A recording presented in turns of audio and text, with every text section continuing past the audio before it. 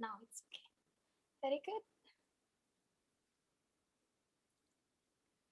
Okay. Pak Iza, can we start now? It's Mbak Ida kedengaran ya, Mbak Safi? yes. Yes, very good. Saya kok nggak dengar suaranya Mbak Safi, Mbak Ida ya?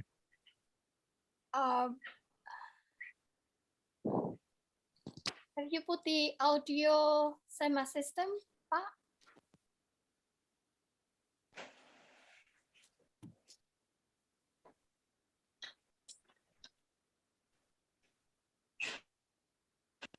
Nggak kedengaran nih. Cannot? Mbak Safi coba suaranya. Yes, we can hear you perfectly, Pak Isaac. Apa masalahnya ya? Nanti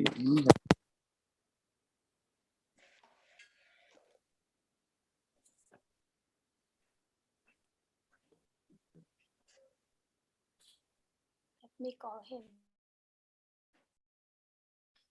coba ngomong Mbak Safi. Saya belum dengar suaranya. Sekarang Bapak udah bisa Coba ya. Ini saya coba pakai headset ini.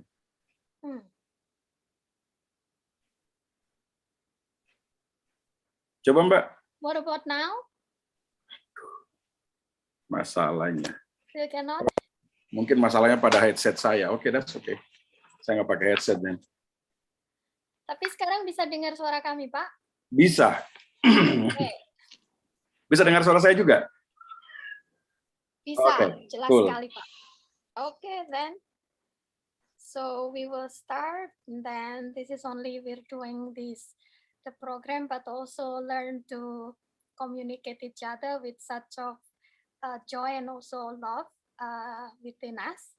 And hello, good afternoon, everyone. Welcome to Wednesday Forum. My name is Safi, and I'm an CRS student. And then you know that even though we know this Wednesday Forum is a weekly activity that is organized by ICRS and also CRCS UKM from the graduate school, but also because this is actually the first time in our semester, even in 2022. So I'm hoping and also praying that everyone is well, healthy, and then we can start strong because our topic here is actually very interesting. And then we have Pak Isaac Latu here. I hope you don't mind if I will call him Pak Isaac all this through our meeting. Okay. And then, as you know, that he's an assistant professor of sociology in interreligious engagement at master and doctorate program in sociology of religions from Christian University Satya Wacana Salatiga. And he's also a regular visiting lecturer. Usually he teaches interreligious dialogue also this semester, and also a visiting fellow at Rutgers Peace Center from Rutgers University, Newark. So, as you know, from the poster and also the link that we shared, and also the information that you received, Pak Isaac Latu today will talk about his findings about interreligious sacred space, especially in the ICU room during this pandemic COVID-19. Because as you know, many of you understand that some of us get lucky or unlucky. Also, Pak Isaac himself was contracted with the virus, and then he shared this actually from his personal experience, right, Pak Isaac? So it's going to be very interesting. And then also he actually, the focus will be how do the interreligious dialogue actually happen through the interreligious prayers that is done while people are admitted in the ICU room during this the pandemic when they got admitted. And then it will be very interesting because he uses the autoethnographic approach in seeing how he can learn many things through these research projects. And then without further ado, I'm going to give the forum the time for Pak Isaac. I think you will have 30 minutes, Pak. And then I will give you a reminder 5 minutes before 30 minutes finish. And then later we can have discussions after that. Thank you. The forum is yours, Pak Isaac. Thank you, Mbak Siva. Thank you, Mbak Ida, Mbak Irma, Mas Leo, and everybody at ICRS, CRCS. So I would like to share my screen. This is my screen. And I would like to share about how I observe and also conduct some research on COVID-19 and interreligious secret spaces in hospital ICU room and using autoethnography approach. So I will talk about a little bit about why I use autoethnography and also a little bit about the concept of spaces and go to what I see in the hospitals. So so many people already, or many scholars study interreligious relation, name it, just name it, a lot of them. And many scholars, religious scholars also study COVID-19. But only small number of scholars that study COVID-19 and interreligious relationship in hospital. And I will say that until now, none working on interreligious relationship within ICU room. When I presented this paper at annual meeting of Sociology of Religion, Nancy Ammerman asked me whether did you really thinking about study interreligious relationship within ICU room when you were hospitalized? And I say yes. I make a note based on my experience, and that comes autoethnography approach. An autoethnography approach different with autobiography, because autobiography only focus on the story of people that write the narrative of telling the story. But autoethnography is also based on researcher experience, but also combine it with other experience from other people surrounding him and or her, and then observation, like participant observation or deep interview with others to enrich the idea that what what the researchers see also. So I will start with the paper.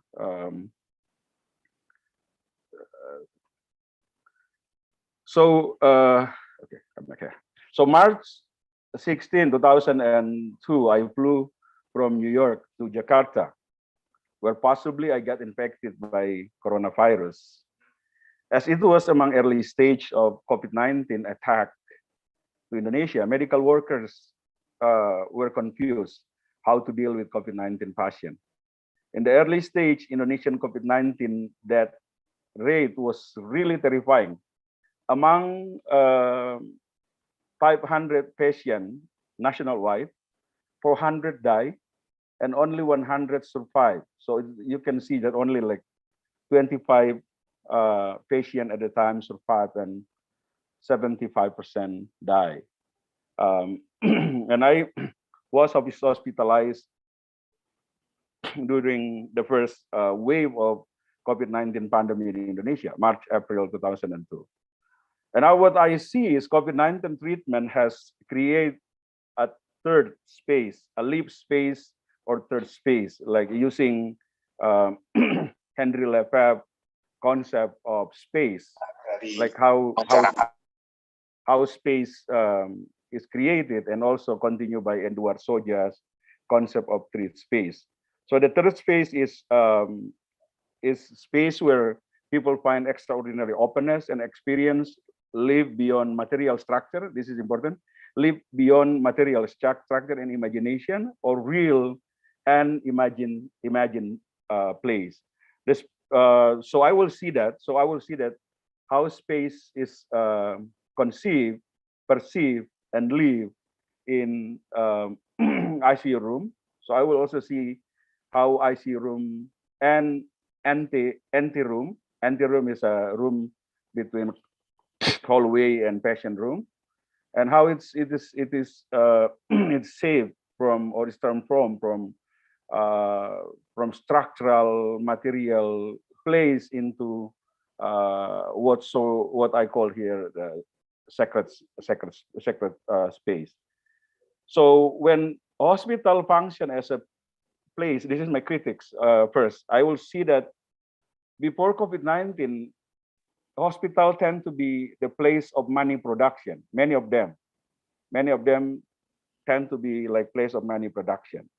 The patient need to pay sometimes very high, and if they go to BPJS, they will experience very low service actually in hospital.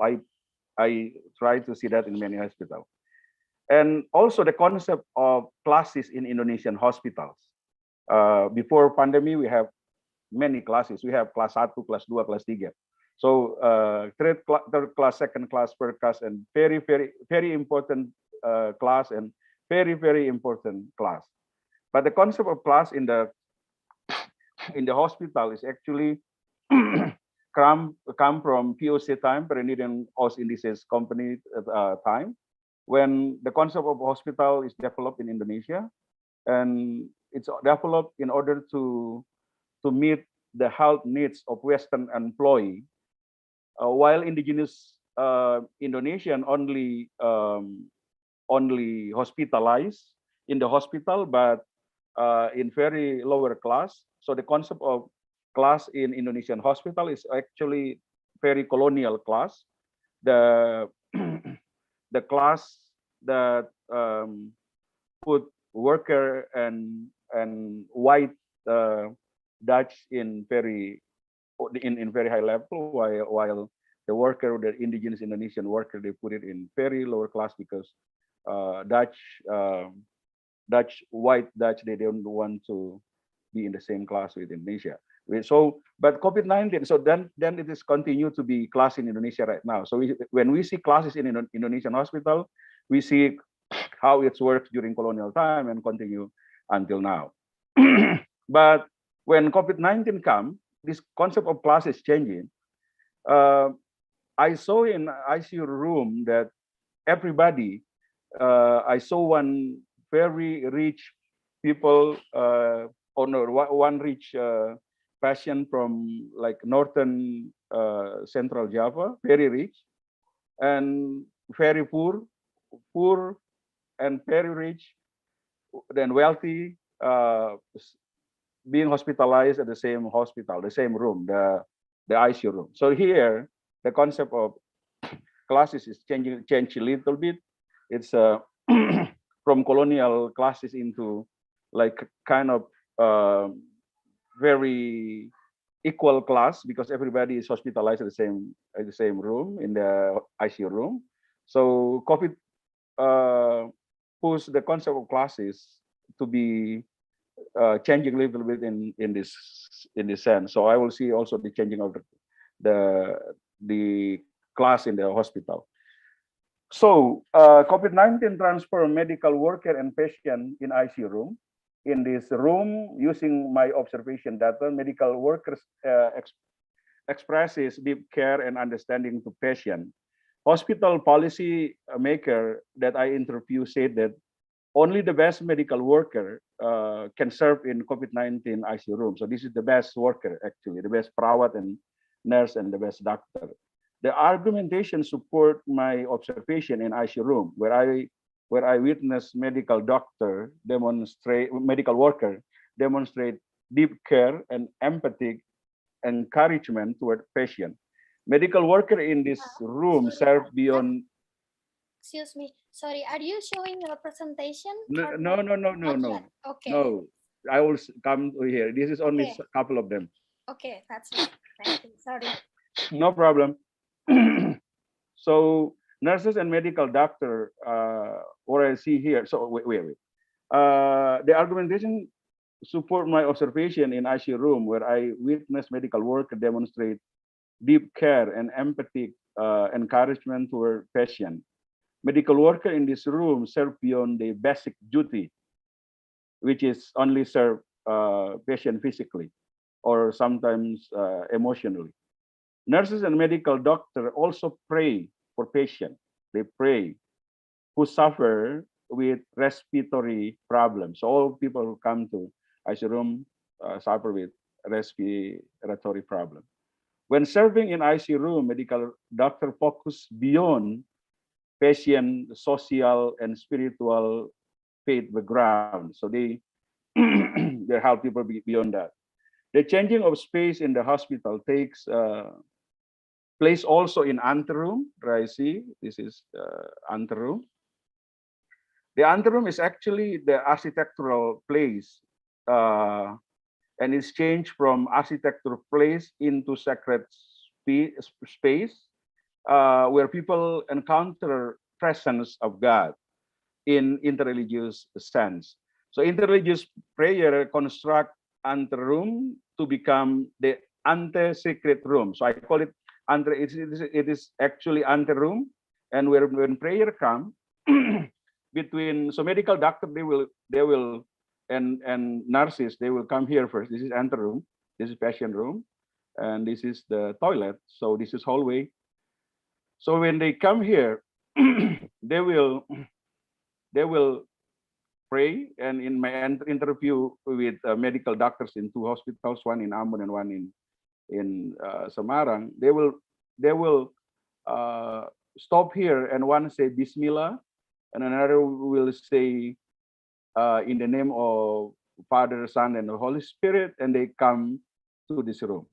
So this one become the gate. This become the liminal place where they they will go to the room that very dangerous. And at the time, doctor and many doctor and nurses, they died because got infected in this room.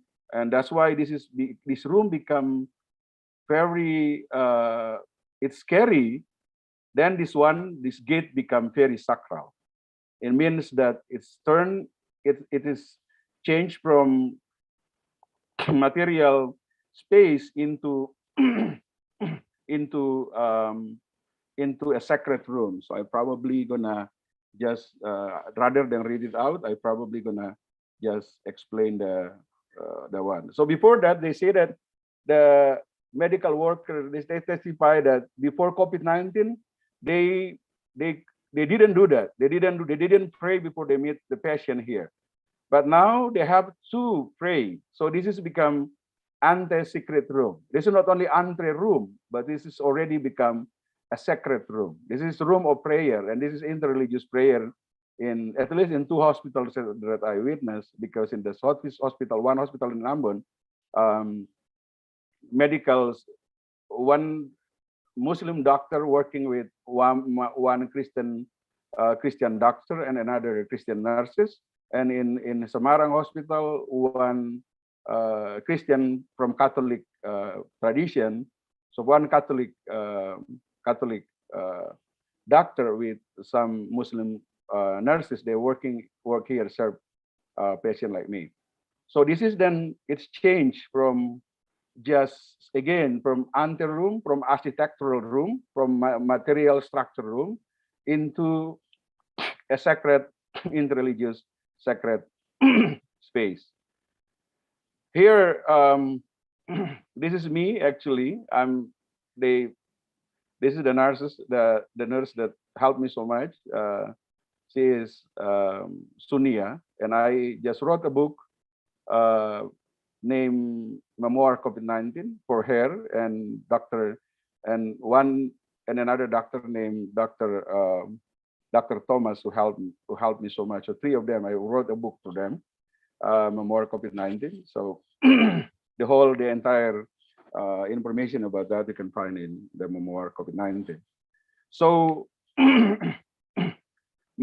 according to Mbak Sunia, when she hospitalized patient like me, she said that even when I went through in Indonesia, we call it sedasi, means we consume certain medical that make us unconscious. So in order that the machine can help us to breathe, because the lungs not really function at the time, so they need special machine to help us. So she said that she keep praying for me, and when in according to Muslim prayer, and when I um, when I already wake up from very long sleep, and she always ask permission, can I pray for you? And I said that please pray for me. So because patient like me in that condition need prayer a lot. This is the place where anxiety occupy patient understanding. So that's why any prayer will be welcome. And this is during the first wave of pandemic that no religious elite can come into ICU room. I think up until now, no religious ulama or pastor they can enter into ICU room. But the patient really need prayer. Then who can help the patient to pray? That's medical doctor and nurses that working in this special place. And for me, when they help me in the sense, they function not only as a medical doctor or nurse, but for me, Mbak Sunia is already a pendeta, a pastor for me that pray. Then I transform her prayer from Muslim prayer into universal language, and then from universal language I transform that to my Christian faith, my Christian language. So this is very important. In in the book that I wrote for her, I call her pendoa berjilbab. So this is the that's the one important elements that she and other medical workers in the hospital they they do during the pandemic. Okay, so this is me and Mbak Sunia again.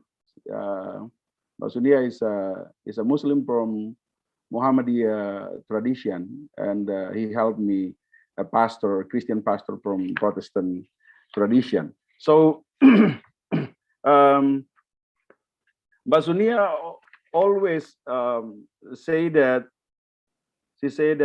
when she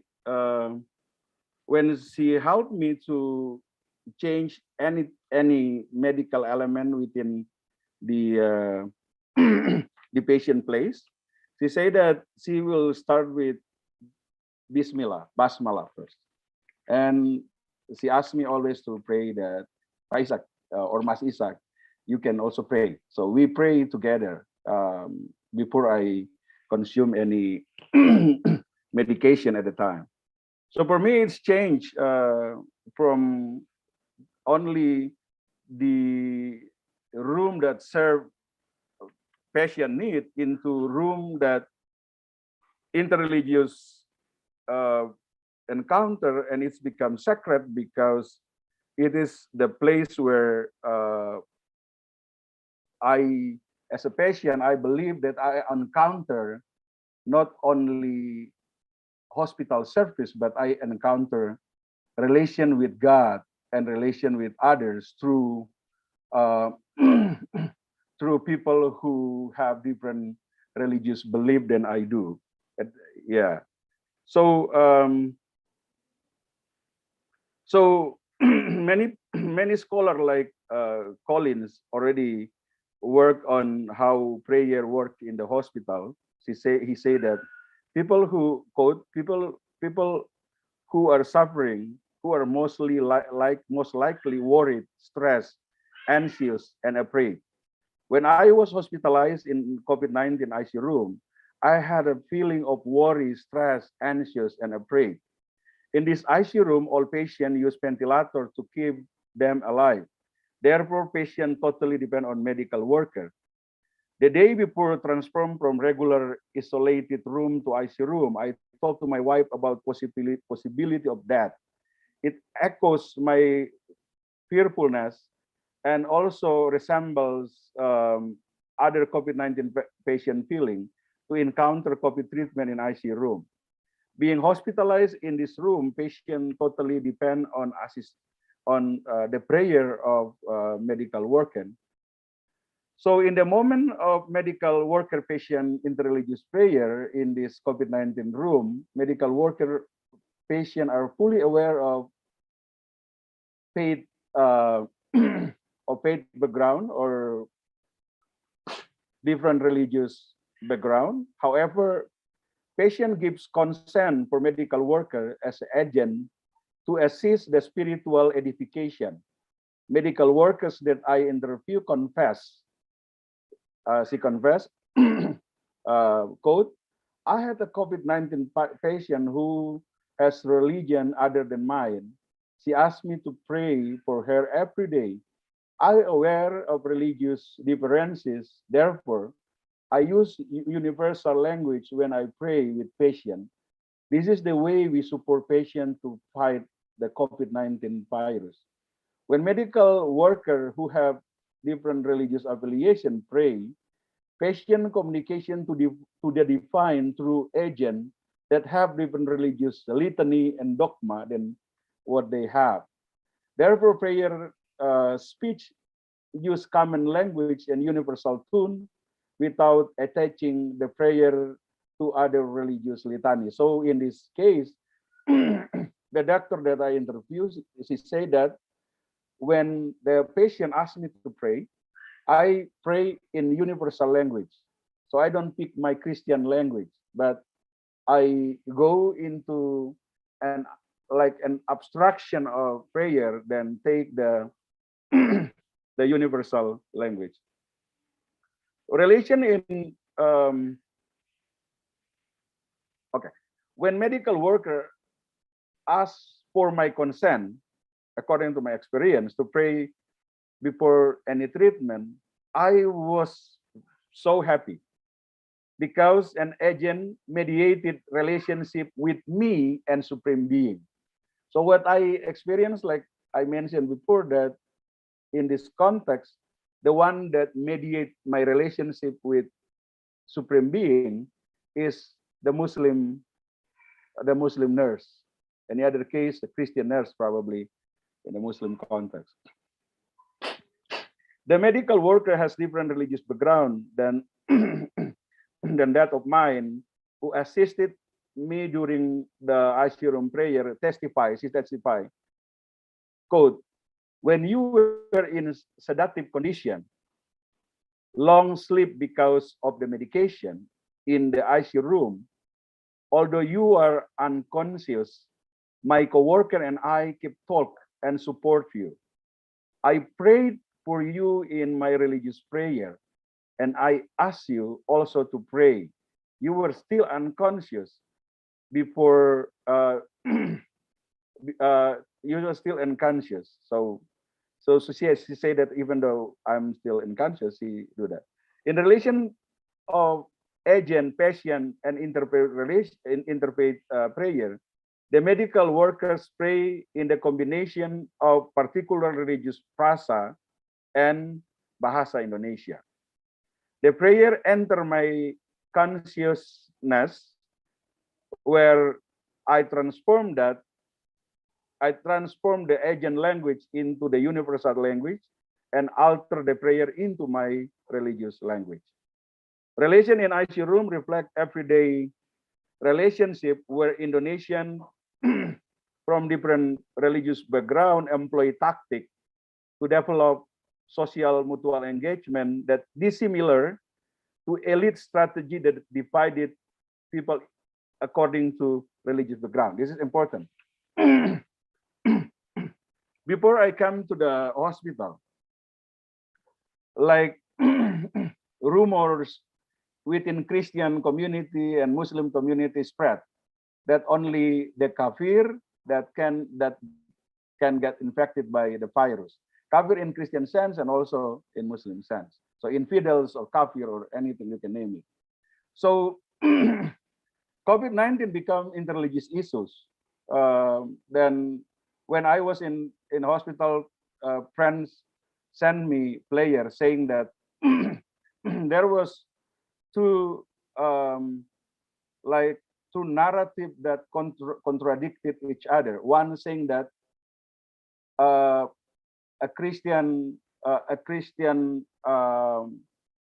kafir get infected by virus in Salatiga. So that's one player, and another player saying that pray for Isaac. So so when he come back from hospital, he can be witness. So this is like contested narrative between one exclusive narrative, exclusive Christian narrative, and an exclusive Muslim narrative that contested during the COVID-19 early stage in Indonesia. Almost done. Wait. So therefore, this relationship in ICU room is a micro civil sphere that based on everyday initiative for mutual engagement. This micro level engagement is incompatible with macro level political sphere that based on elite interests. So using the concept of sphere, the COVID-19 on space, the COVID-19 ICU room has shifted from place of COVID-19 treatment to interreligious or interreligious sacred space. So,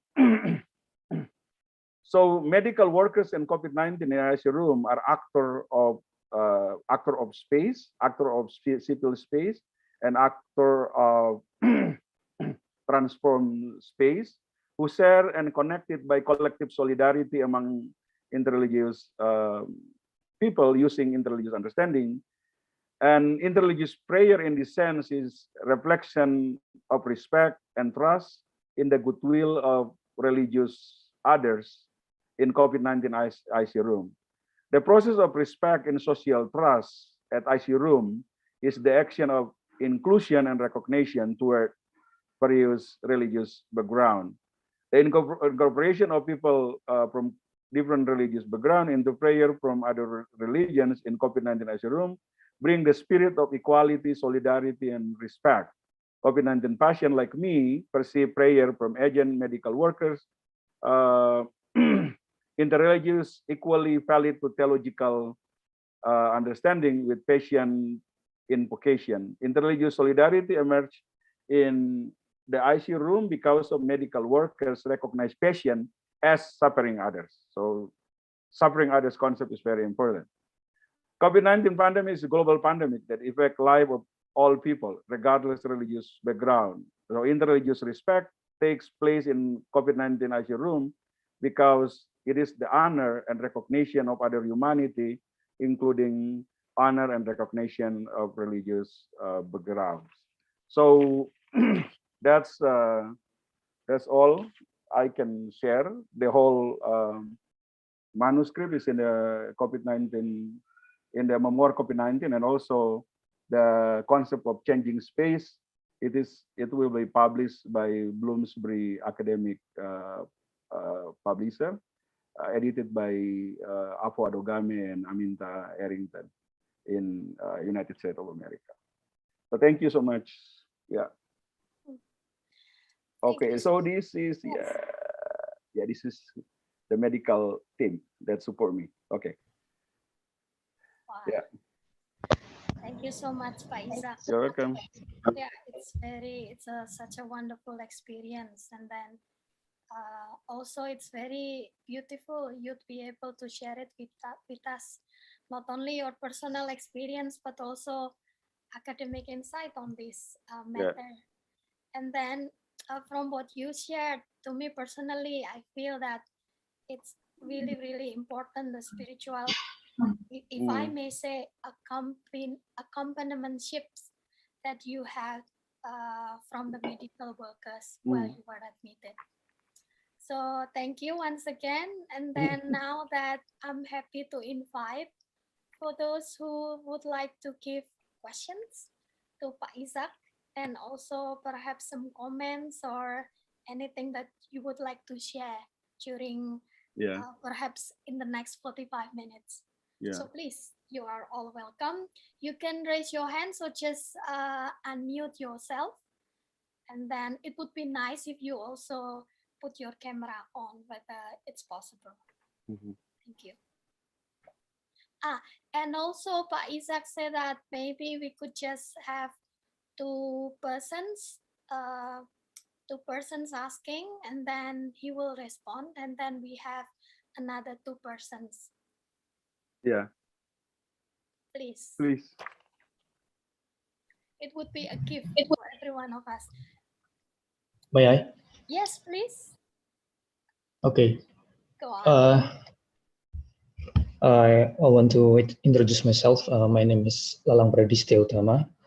Okay, and I work on Tim Kominfo Purbalingga, and I'm this graduate student from the Communication Science in Purwokerto. Okay, Pak Isaac, that's a wonderful experience about the COVID-19. Yes, and it's very inspiring. Okay, before I ask you, I will tell you, all of you, about the problem in here or in Indonesia. We face about the skeptical, especially in the private hospital. I mentioned, okay, the Christian hospital here in Purbalingga and around Purbalingga, we have a hospital, Emmanuel Hospital, Christian hospital, and in the 90s, okay, we faced the skeptical this hospital about the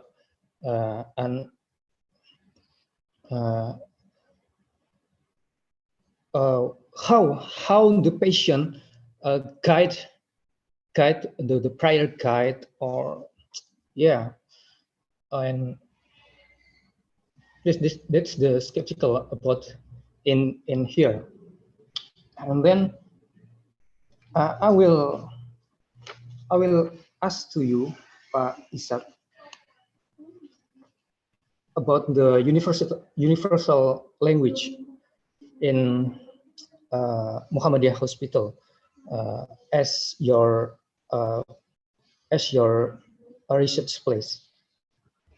Did you ask about how did sorry Lalang. Anyway, the nurse that helped me from Muhammadiyah tradition, but this is the RSUP Dr. Karyadi in Semarang. That's National Hospital.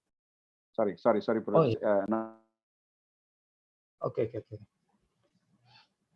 Okay. In the universal language, which the guide of the prayer, did you ask about how deep they learn about their religion? Okay, what is the trigger of the universal language itself? I mean, the medical person. Okay, maybe that's my question. Okay, good, Lalang. Thank you. Thank you, Lalang, Pak Lalang, for the questions. And then we can go on to Pak Leo for the second questions. Please, Pak Leo.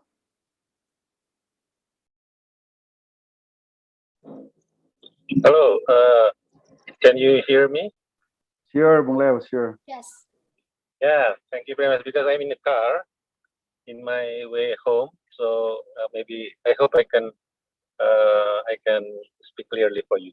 So thank you very much, Bung Isak, for the very enlightening experience. It's truly something not many can get this inspiration to reflect their experience, especially by after infected by the virus of the coronavirus.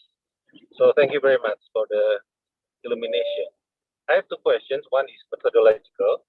Secondly, about sharing my own family experience. The first one about methodology. I have an almost similar experience with you, like you, but it is pre-pandemic when I was still in the surgery process. That's I was served by a Catholic priest by mistake. Yeah, by mistake because my name he thought that I am a Catholic, but in the end it's simply an interfaith encounter at the time, especially because all of the hospital staffs were Muslims, and also once I was hospitalized in in Islamic hospital. So I have that kind of experience. But my question is, methodologically speaking, it is the interfaith, and when you speak about the sacred space, is it because you have you have a precondition of interfaith sensitivity? Is it, or was it, or it can be effective to everybody that even people never think about uh, interfaith situation? I just wonder how to truly bracket it. Secondly, I want to share my own family experience. My three brother and sister, my siblings, three of them infected by Delta last year. One was not survived, but the other is truly suffering, and even up until the present day, they still suffering the long COVID experience. Uh, at the time, especially during the peak of Delta, I don't know whether at the time is truly interfaith, because my brother, the youngest brother that who passed away, was uh, was treated in a Muhammadiyah hospital. That it was the only hospital that can accept my brother, and it was because of certain connection. If I just thinking, if we don't have connection, simply no service at all. At the time, in my family experience, if I may, on behalf of my family experience, it wasn't interfaith interaction, but in fact it's the Eli Eli Lama Sabachthani experience, the anatheistic experience, not atheism, but anatheism experience, when you don't really see the presence of God. There is no, because the time is so intense, it's very quick, it's only less than 48 hours, and my brother's life is simply disappeared.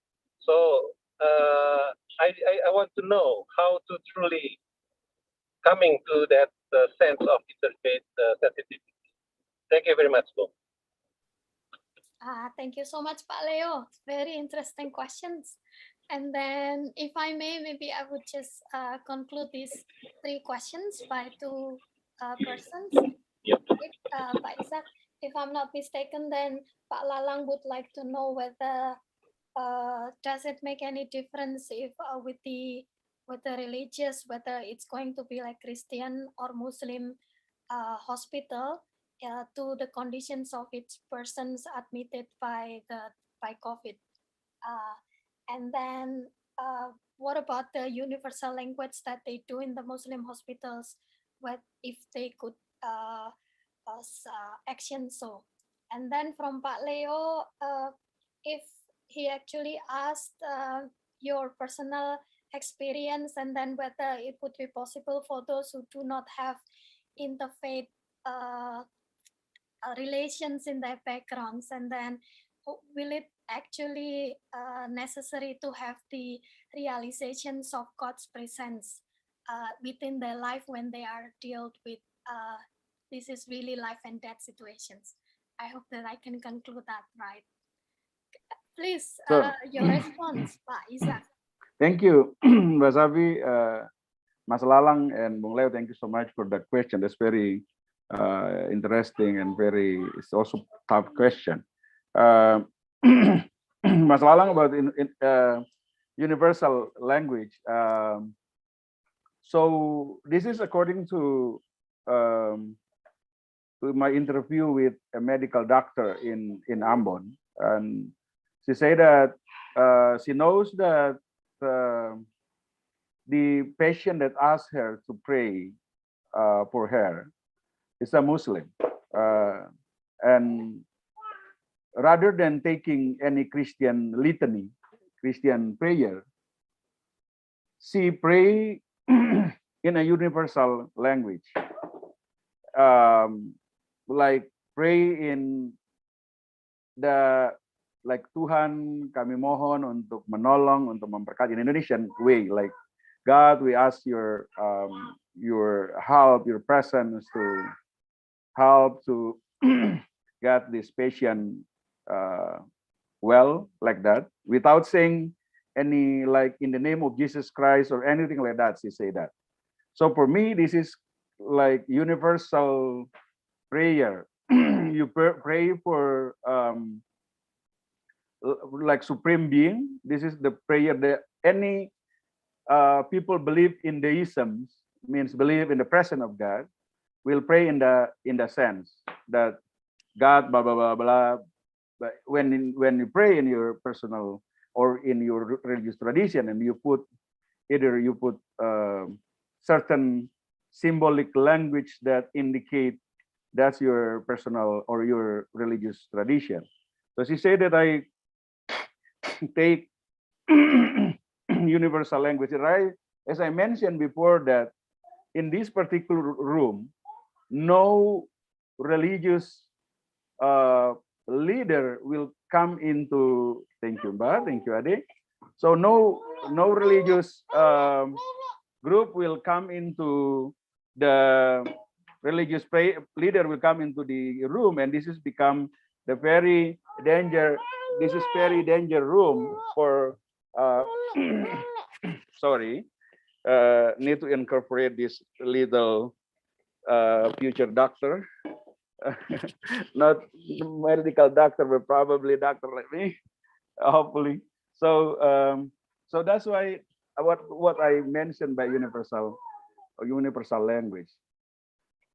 I advise one of my graduate students working on interreligious interreligious pastoral in an hospital in Sumba, and she said that before that, long before COVID, she said that she found another interesting data that for when this is a Christian hospital, so in Sumba, when she and pastoral team enter into patient room, so for Christian they receive the prayer, but for Muslim they will face the wall.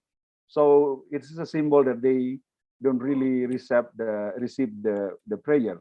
So but that's long before COVID, and that's not in ICU room. So in ICU room it's still different story. No, again, no religious leader will come into the place, and what the agent that can mediate our relationship with the supreme being is only medical workers, doctors or nurses that can mediate us with the supreme being. So therefore, asking them to pray in any prayer, it's like my experience and the patient experience in Ambon, telling the same story that in this condition that's anxiety occupied patient mind, and also very worry about the situation, help us to depend on others, even though they have religion other than us. So from Mas Lalang questions, I think, and also some recommendation in Memoir COVID-19 books, I say that probably in the future, medical workers should be trained in interreligious understanding to get what Bung Leo said, that interreligious interreligious sense or sensitivity. So they have to have that, because in the case of COVID, they're the one who pray for patients that they really didn't know that what their religion is, especially when people come to the hospital in unconscious condition. But they have to pray. They ask patient to pray. So interreligious sensitivity, yes. But according to nurse in, like, Muslim nurse in Semarang, they pray for me, and medical doctor in Ambon, they pray for another patient. They say that actually they don't have sense of like strong interreligious sense. What they have is like concern to humanity. So they just see patient as human, and they take what I call, borrow from Professor Paul Nater, what he said about the concept of suffering others. So others is suffering, like patient suffering, workers, medical workers in the hospital, they also suffering. They're suffering a lot. Sometimes they stay in the hospital for a week without seeing their family. They worry about the deadly consequences of COVID-19 virus. So concern of humanity, I think it's bring people into understanding, and it goes beyond beyond religious backgrounds, and it is create from our perspective, it is create a sense of interreligious dialogue. But for me, like prayer from a nurse in Semarang, when she say that I will pray, but Mas Isak also pray, it means that she kind of see the concept of God as one lantern with many lights. So she then, I assume, she say that she probably also think that we pray to the same God. You go according to your religion, I go according to my religion, but we pray to the same God. So when she invited me also to pray, and she actually aware of interreligious acceptance, I will say, or interreligious understanding, that I might pray according to my religion, and you might pray according to your religion.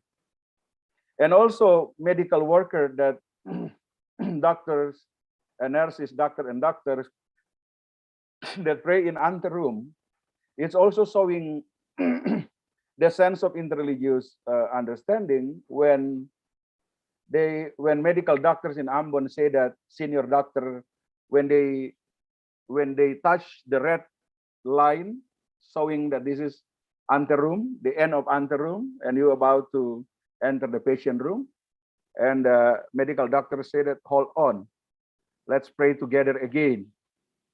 And the senior doctor say, Bismillah.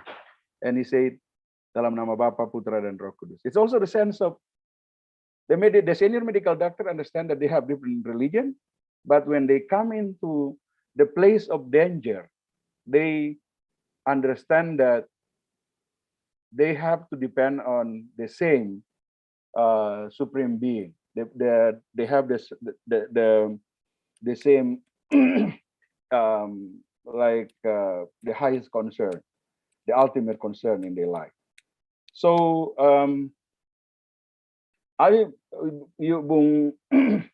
Bung Leo is correct when I do that, because I have interreligious understanding, interreligious sense, and they help me a lot in that sense. But seeing other data from other patient and also the two medical doctors, it's also um, proof that they also have certain degree of religious understanding, not probably as deeply as what I do, but they do have certain understanding of religious experience. And I also I need to express my deep condolence to the loss of your brother Bung Leo. It's very sad. I understand that in the middle of pandemic and how family support others is very important. So I don't know if I answered all Bung Leo and Mas Lalang, but I think that's all that I can say, including the connection. Thank you very much, Bung. Thank you very much. Thank you, Bung Leo. Thank you. Yeah, thank you, Pak Isaac, also Pak Leo and Pak Lalang. And then I don't think I would like to take up your time, so I would just ask Mas Abdillah to have the next questions, and then we have another questions perhaps for the fourth participants. Hello, Bang Isaac. I hope you hear my voice. Is my voice clear enough? It's not only clear, it's beautiful. Okay, nice to see you again. Yeah, nice to meet you. Thank you for sharing your experience in your book. I was wondering if there is kind of the chaplaincy work in these situations. I know the nurse are working and they come from various religious background. They might Muslims, Christians, Hindus, or whatever. But the chaplains, the imam, the kiai, the pendeta, the whatever, in this case. Thank you. Thank you. Thank you, Mas Dila. Do we still have another question, or we go with Mas Dila, and then if other will jump in, that's okay.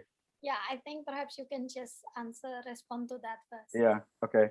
So thank you, Mas Dila. That's a very important question, and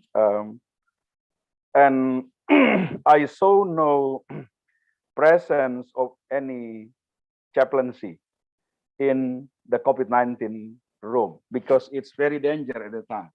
I mean, like you can see in the data that during the first wave of COVID-19, only 25 patients survived and 75% died, including many medical doctors. So this is considered the place of danger in the hospital, and no medical doctor can go inside the ICU room up until now, I believe.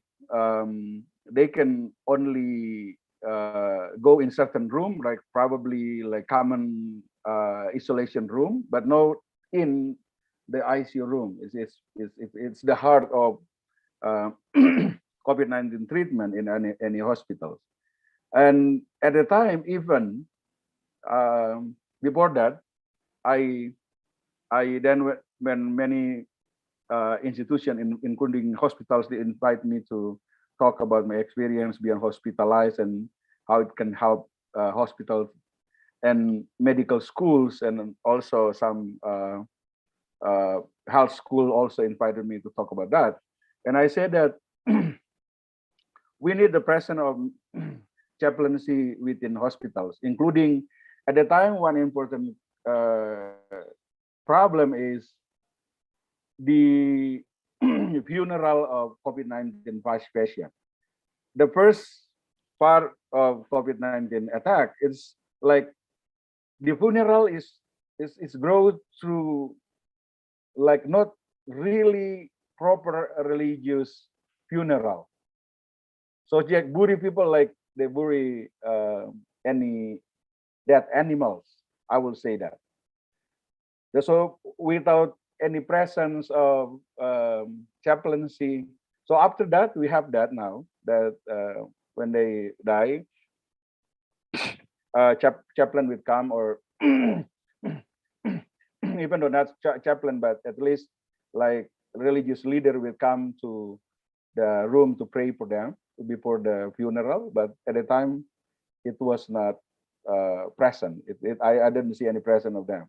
So my recommendation for future future development of a hospital in Indonesian context is we probably need chaplaincy within public hospital, not only in private hospital like Mas Lalang just mentioned about, but also in public hospital, but not only chaplain, the chaplain that have interreligious understanding first. Second, we can also help medical workers, doctor and nurses in the hospital to have a certain, like Bung Leo just also mentioned, certain level of interreligious sensitivity to help patients who come from different religious background.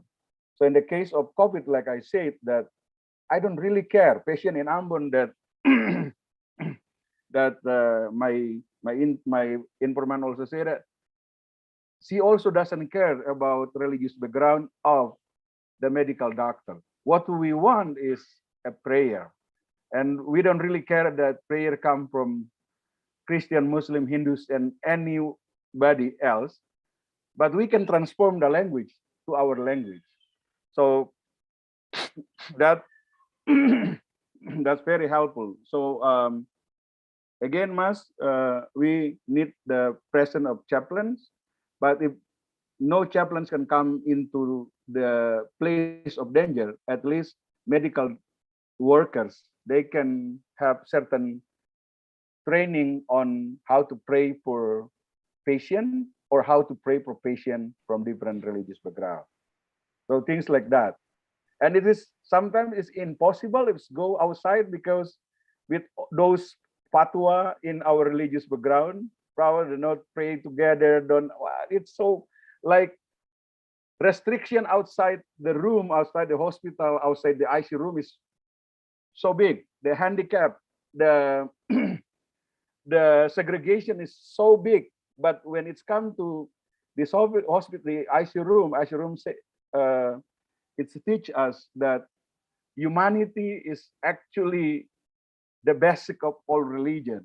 And if we really think about humanity, about human being, respect for human being, we have to go beyond our religious tradition and have. That's why we need interreligious understanding. We have interreligious engagement, like I said, that how we engage with people from other religious tradition. And in this case, I and my medical workers, we can have the sense, and also in Ambon, the patient and other medical workers, they also have the same experience. So speaking again, before I close it, about methodology, like I share my experience by I try to check my experience with medical workers. Do they say the same thing? How about that in Ambon? Do they experience the same things that changing in anterooms is happening, and in ICU room, like it can be sacred room, it could be a sacred interreligious room. It's true in this one hospital, or it's also in other hospital. Checking my experience. So that's why it's autoethnography. Otherwise, it's only autobiography. So then it's bring that to new investigation in COVID-19 ICU room. And this is very important because so far, again, no study like interreligious studies on COVID-19 take place in ICU room. And also, I think nobody see the changing of room in the hospital, and it's become like sacred interreligious room in the hospital. At least so far, probably in the future, many people will work about that. But what I get also like response from Nancy Ammerman, Abigail D, they say that this is this is specific because nobody touched the part in interreligious or sociological research. Mbak Safi. Yes, thank you. Very interesting and also inspiring, actually. Very, very much, Pak Isaac. And also thank you, Pak Mas Abdillah, for the questions. So we can continue to have perhaps 2 more people to ask the questions. I believe there are many questions in your head actually right now, like I have at least 2. So if there is no other for now, probably can I ask the questions, Pak Isaac? Please do. Yeah. Because it's actually, this is like a kind of like a line from Pak Lalang and then Pak Leo and Mas Abdillah just now. And then I cannot help but thinking that it's really the importance of interfaith sensitivity and also the acceptance of interreligious understanding. It will, like I said before, it would help people a lot during their spiritual and then personal journey towards heaven, because we always believe that when we're about to pass this earth, we reach heaven. So for this, when you shared how important it is, and then it triggers questions inside me whether would it be possible actually if we initiate this to hospitals, like the 2 points that you think it's important. The first one is the what do you call it, the level of interreligious sensitivity for the medical workers so that they can be accompany patients, the patients when they are in critical conditions. And then the second one is the was it the chaplaincy in the public hospital? Yeah. Yes. Will it be possible if we are the one who initiate this? We put it as a familiarizations for the hospitals. Yeah, I think the chaplaincy in private hospital is already exists, but I don't see much in public hospitals. That it's really important that, I mean, we take sickness as psychosomatic phenomenon, that it's not only the the virus not only attack my body, but it's also in fact infected or influence my mind and my experience. So, and spirituality. So therefore we need chaplaincy in public hospitals, and not only the chaplaincy, but chaplains that have interreligious sensitivity. And also if in dangerous rooms like ICU room, when it is impossible for any chaplain to come into the room, then we need medical workers that have interreligious sensitivity, because they, again, and as I say, that they can be an actor to mediate relationship between human being and supreme being in the stage, the level of danger, anxious, and in the hospital. So we need that, and we need absolutely medical doctor. They need the training to training of interreligious sensitivity, in the sense that pray that I believe that medical doctor in Ambon and nurse in Semarang, they probably don't really have like educational background in interreligious understanding. But when it's come into like real social phenomenon, and they have that, and I think it's also if we can take it up, it's also part of our Indonesian understanding, our Bhinneka Tunggal Ika, that it's already in our pain. It's already in our pain. It's already in our blood, that we, even though in society, religious community sometimes tend to be divided according to religious parochial space because of religious elite interest and sometimes political interest. But it's actually the value that we need to maintain in Indonesia. Then it can start from the hospital. Why I take hospital? Because this is the place of people in need.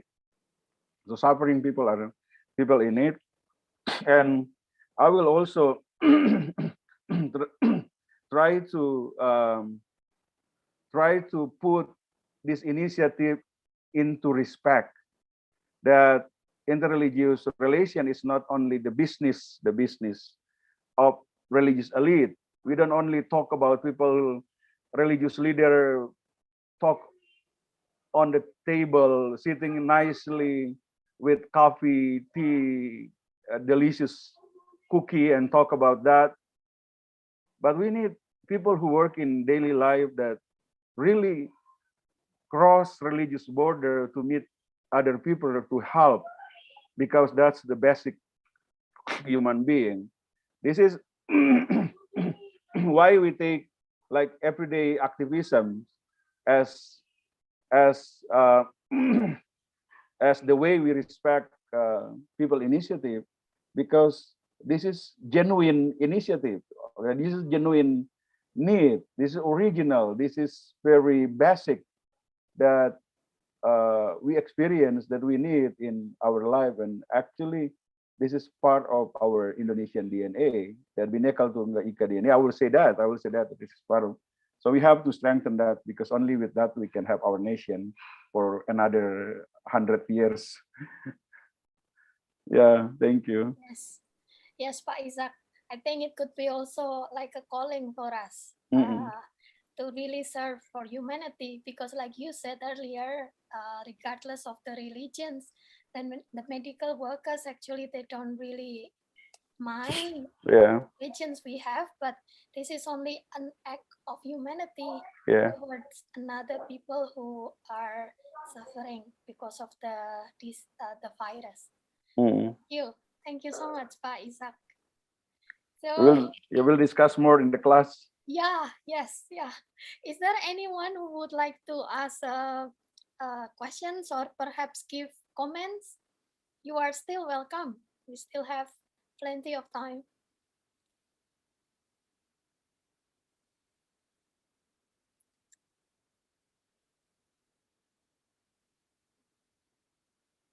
Okay. There are a few things that is very, I think personally it's very important that, like I mentioned earlier, it was, it's urgent to have this understanding, and then the sense of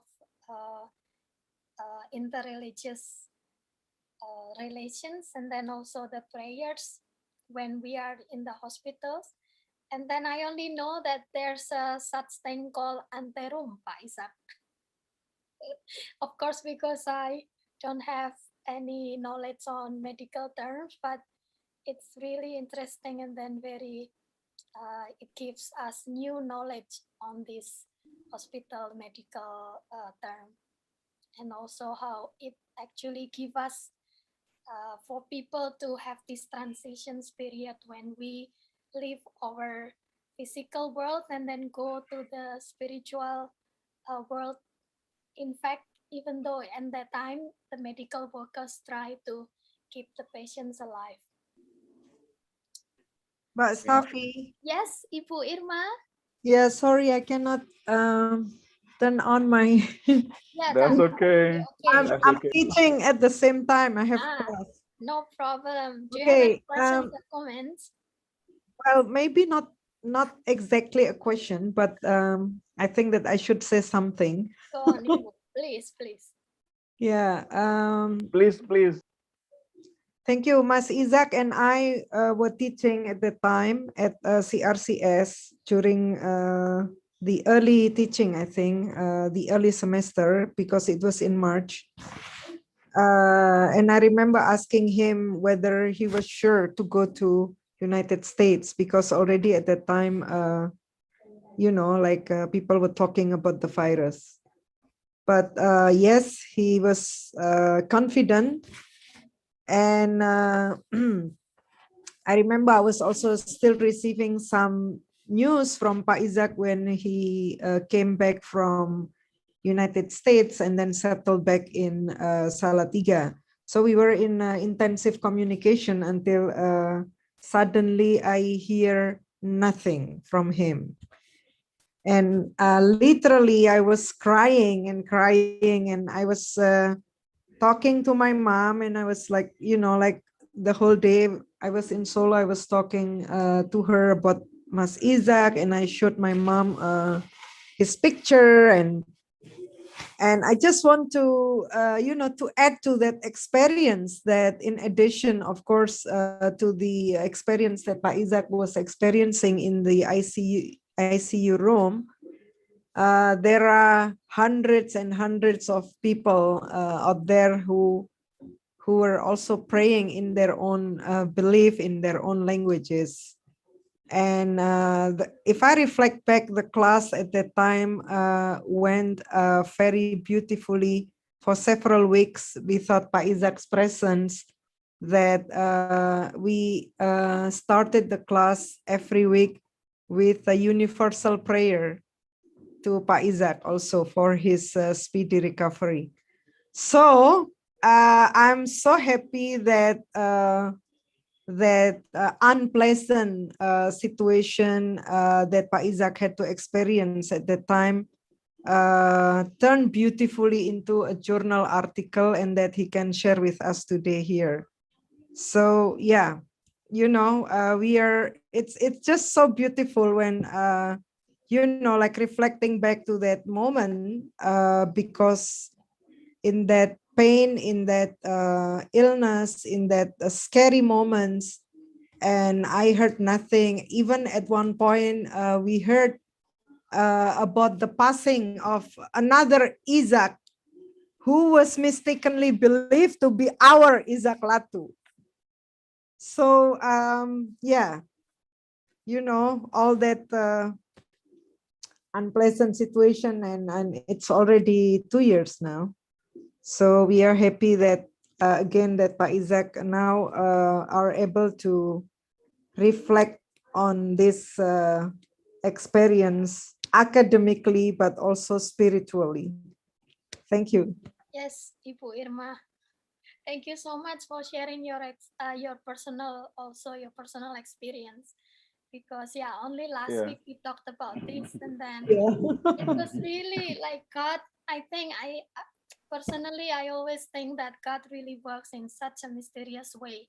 And then many times when we are having these difficulties, sickness, illness, like problems in life, it just make us grow closer to God, and then also closer to other people around us. So really not, perhaps people call it as an unpleasant, but this pandemic thing, it gives us a new us, because we are so grateful of everything that we have, even the small things. We celebrate life more during this pandemic, I believe. And Thank you. And by Irma, the one who also pushed me to write this experience, because pandemic needs to produce some new knowledge as well. It is part of human experience, and this is like global experience, that how can it bring new knowledge. So when I presented this paper in annual meeting of Sociology of Religion, then Nancy Ammerman said that, okay, then if a researcher get sick, and it can produce a new knowledge. So So new knowledge is very important. That's why Mbak Irma wants me to write the whole experience, and the whole experience will be come out as a entire book named Memoir COVID-19, Memoir COVID-19, Autoethnography Lintas Benua. So I will also cover my experience in America, how racism, how conflict between Republican and Democrat in America also worsened the case of COVID in the United States, and also in Indonesia, also part of racism, and also asking, or also addressing by Irma question, why go to America in that condition? I also devoted 1 or 2 chapters mention about that, and also like the part of prayer from by Irma's mother is also part of that. Where I also see that this Hadramaut family also part of this interreligious rituals that is very important. So it's part of that. So Bayirma also is part of. We will launch the book on Wednesday, and Bayirma will be part of that. One of the speaker that will also help me to launch the book. Yeah. Yeah, Isaac, this is a gift for us all. Me too. To be able for you to suffer, but give us this wonderful sharing on this matter. So yes. Thank you so much. Thank you so much. I appreciate is that. there anything would like to have the final comments, because we think we almost finished. Yeah, again, I will say that interreligious understanding is here and there, and even in the place of danger like ICU room, we can see the interreligious activism, interreligious relationship there. And we can also see the changing of room from material structure place into sacred interreligious space in the room. And this is very important because it's also part of our Indonesian understanding of Bhinneka Tunggal Ika, and this really important. I mean, it can be our gift, our contribution to the study of interreligious relationship, but also hospitals in many parts. So yeah, so thank you so much. Thank you again, Mbak Safi, Mbak Irma, Mbak Ida, and everybody in CRCS. And for sure, we will continue the discussion in the class. Yes. Yeah. Thank you so much, Pak Isaac, and for this really inspiring talk today. And then also, there are many things that now we can have in our life now, because I believe that it's a very fruitful and then wonderful discussion that we have the past an hour and a half. And for next week, actually, we also have the